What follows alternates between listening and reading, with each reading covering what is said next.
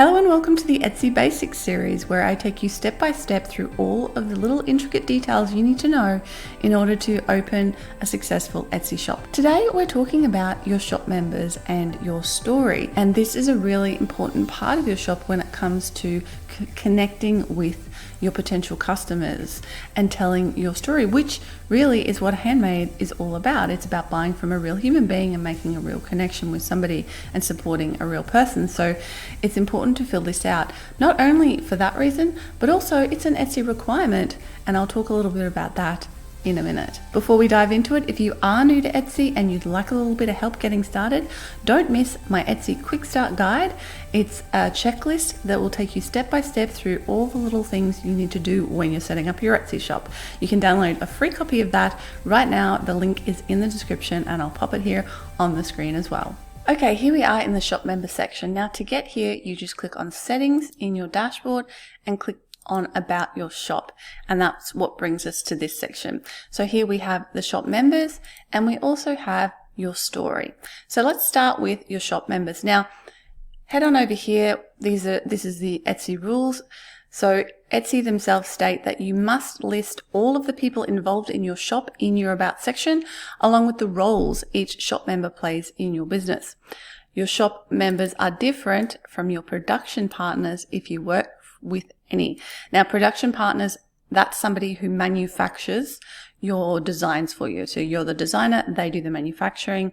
So you must list them in the production partner section, but that's another video. Today we're talking about your shop members. So here's a list of the roles you can assign to people: the owner, an assistant, a maker, a curator, customer service, designer, marketer, photographer, and dispatcher. So if you have anybody apart from yourself who fulfills any of these roles in your shop, you need to list them in this section.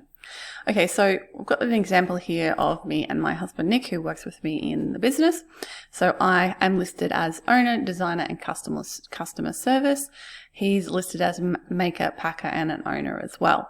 So those are our roles in the business. And then we have a little blurb about us and a picture of us as well. So you just click on this to edit it. You can add the roles here or remove the roles here, and you can put a little blurb and put a little photo here. So it's very simple, very straightforward. Add a shop member just by clicking here. Don't overthink this, just use it as an example to introduce yourself and your shop members to your potential customers. And I think this is a really valuable place where you can let people know a little bit more about you. You can put a face to the name, so don't be shy here and make sure you do tell people a little bit about the person behind the business. Okay, so let's now go to your story where you can expand on this. All right, so there's a few sections here. There's your shop story, your shop video, your shop photos, and your shop links. Now, a lot of newbies to Etsy don't realize you can put all of these links in your shop quite legally. So let's go through all of this. So you want to start with your story headline and your story. Now I'm going to show you what this looks like in an actual shop. So here's my shop. We'll scroll down past the reviews, and here is the shop section. So this is what it's going to look like. This is the header here. So we have this here, story headline, and then your story is below that. Okay, so the headline will be this nice big bit here, and then it will have this which you can expand. And then as you can see here, all of the links are below that, and your shop members are then displayed below that as well. Now obviously this is going to look a little bit different on the app rather than the desktop, but you can have a look through there and see what it looks like. So I have a video on my about section. So this is just a little video showing the process of making one of our rings. And then I also have a bunch of photos that are sort of photos that are indicative of what we do and what we're all about. So it's a photo of our own wedding, a photo of other people's weddings that we have made jewelry for. This is one of our rings here on the groom's finger. So we're kind of aiming to give a little bit of a feel of what our shop is all about. Again, this is one of our rings here on the groom's finger. And sort of brand our shop here. So that's what you want to be thinking about when it comes to this section. You want to think about branding your shop and connecting with your ideal customer. Okay, so that's what your shop story. So I always teach my students to think about your customer and then yourself when it comes to writing your bio or your about or your story. So this first section here is aimed at the customer. It's talking about what we do for them. Then the second part is why we do it, okay? And then finally, we talk about who we actually are and how we got to be doing what we're doing. So we've got quite a long story here. You don't necessarily need to have such a long story. I just like to write. But if you want to connect with your customers, this is a very powerful place to do that.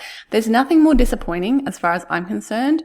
Well, there's a lot of disappointing things, but when I go to an Etsy shop, and I consider buying from it, and I see that the about section, the shop story is like empty, I feel a few things. I feel disappointed, but I also don't trust the shop. I think this is probably a reseller. They haven't bothered to do the work to fill this in.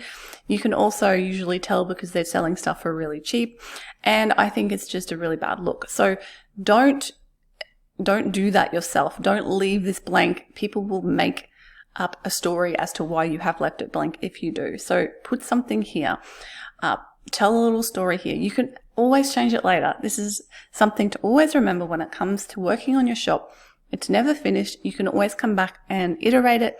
In fact, I have workshops on this inside the Thrive Circle, my membership community for makers.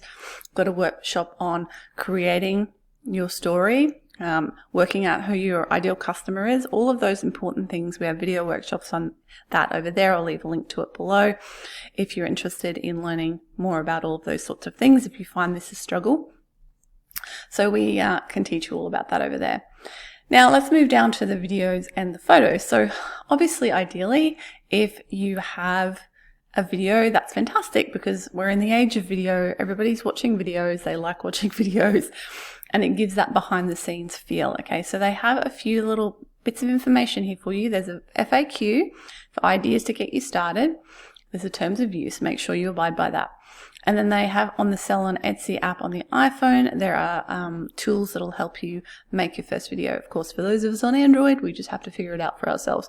So I just made this video of ours using basic video editing software and then uploading it to Etsy. Okay, and then finally we have our photos here. Well, not finally, we still have to get to our links, but we'll get there in a minute.